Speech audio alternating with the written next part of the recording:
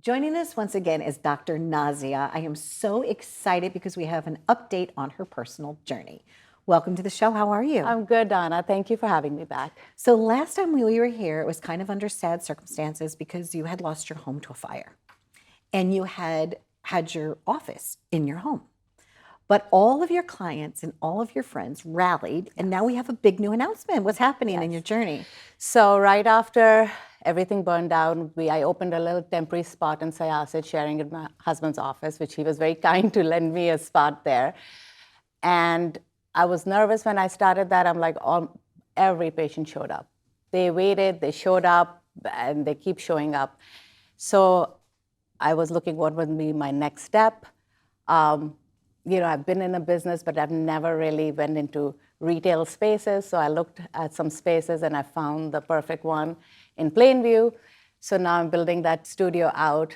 I'm so excited. It's a big undertaking, but one step at a time and building it up again. And I'm so proud of what I've achieved and so proud of my patients because the way they have embraced and still do. I still get texts every day. How are you doing? Is everything okay? Are you doing okay? And it makes everything worth it, People really care about you. Oh my God, I never knew that, but it's beautiful. And now you do. It's beautiful. And because you've changed lives with what you've been able to provide to them. So let's talk about some of the techniques or some of the things that you specialize in. Okay.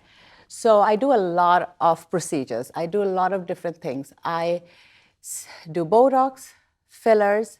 I've gone into laser skincare. I've gone into broad-band light therapy for skin because I truly believe it starts from taking care of your skin. And I provide hydrofacials. I provide Morpheus, which is again skin tightening. So when I see a patient, I set up a plan.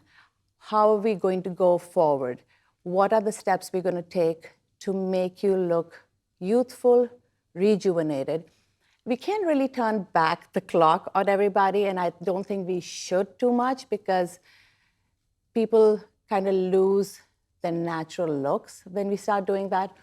But I love the fact that we can take care and kind of stop the clock a little bit, So that's what I really am focusing on anti-aging and skincare, and that's what I'm providing. Do you think it should be like maybe a decade? So like if you're 50, look like you're 40. 100%. If you're 80, look like you're, 70. But don't look like you're 18 when you're 80. You can. Okay. You can. And that's what I think what happens is people have that impression that that's what's going to happen. And that makes them look from normal to abnormal. And there's a very fine line in that. And my patient will attest to that. I say no more than I say yes to doing procedures because of that.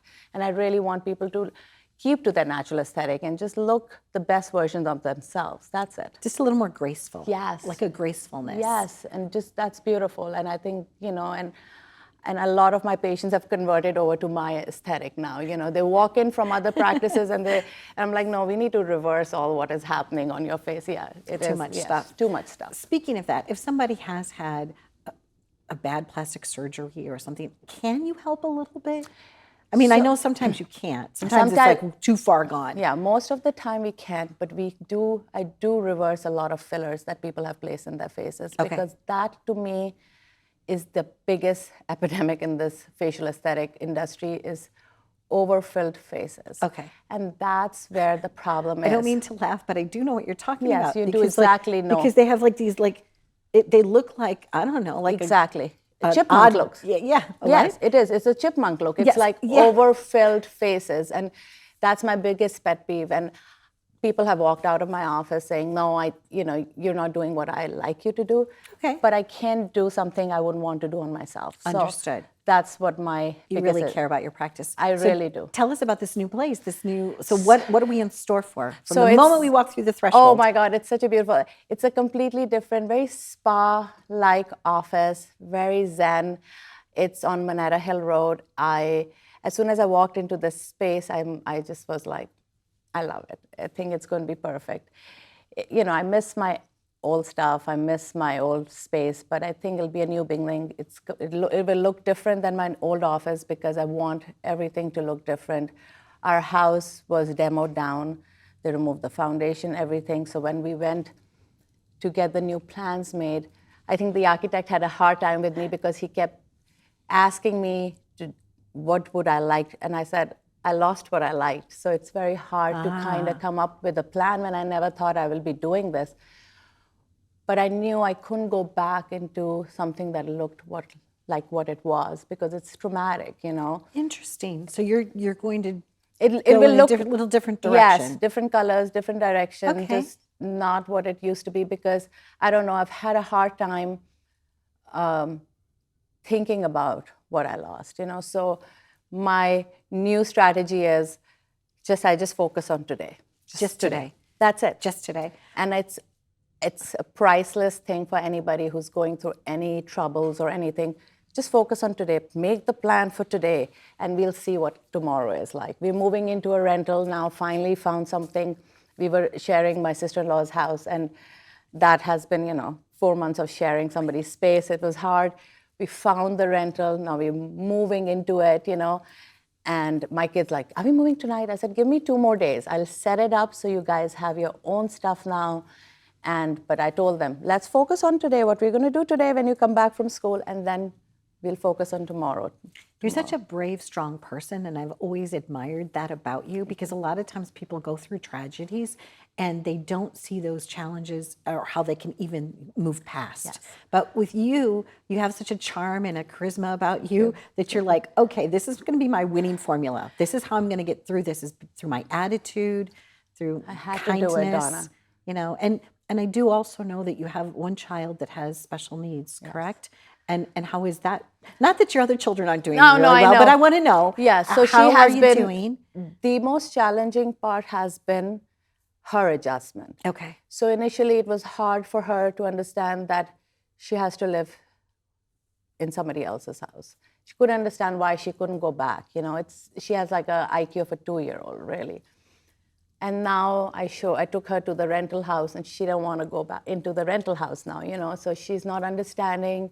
She's not understanding why her house is not fixed.